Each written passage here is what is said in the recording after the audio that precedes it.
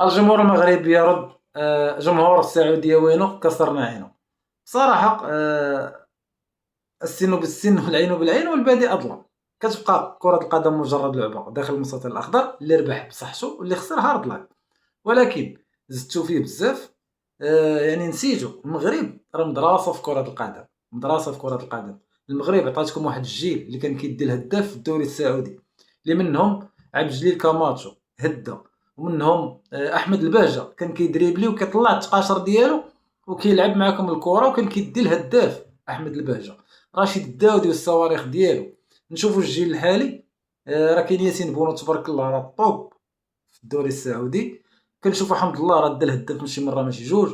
كان ابو شروان سابقا. يعني ما غنساليوش الا بقينا كنجبدوا لكم اللعابه اللي كاينين عندكم. هنا خصك تحترم، توقف وديرها وتحترم المغرب.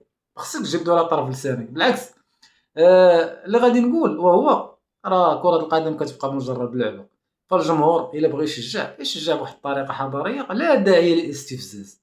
هادشي اللي كاين. تحياتي للعقول الراقية.